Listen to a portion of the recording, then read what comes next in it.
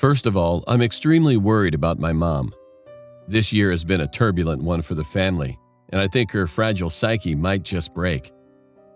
It began after my brother's death. Initially, my mom, dad, and I came together, and the family was stronger than ever.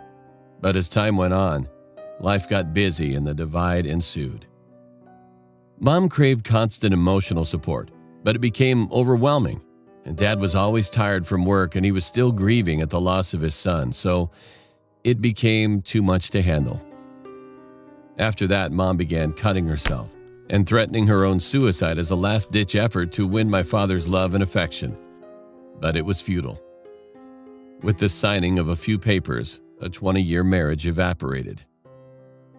Mom went into a complete tailspin after their divorce.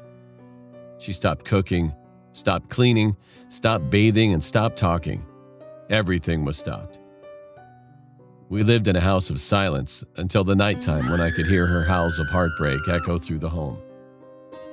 I loved my mom, but I knew it wasn't healthy for me to stay in this situation. In the morning, I told her I wanted to go live with Dad, at least until she pulled herself together. For the first time in weeks, she spoke to me calmly. She told me that if I leave, she'll have nothing left to live for and kill herself.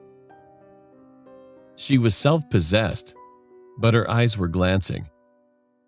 "Mom, you need help, and, well, let's talk about it again when I get home," I told her. But she didn't reply at that time. I felt uncomfortable and sorry for her. When I arrived home from college, an eerie feeling crept over me. The entire house was pitch black, and my mom was nowhere in sight. I investigated the downstairs but found nothing. I checked her bedroom upstairs as well as the bathroom, but they were clear. I walked down the hallway to my room and saw a dimly lit candle on my desk. It was illuminating a note. I began reading and a chill ran up my spine after the first few words. This wasn't a note. It was a suicide letter. While reading continuously, my chest was pounding and I began to sweat. My heart sank deeper and tears flooded my eyes. That is until I reached the bottom of the letter. When I reached the final two words, I became frozen with fear, and the letter slipped from my moist grip. The final two words were simply a first and last name. It was my name. Suddenly, I felt the cold breeze from my door slamming shut behind me. The candle went out, the room went dark, and I could see her grin.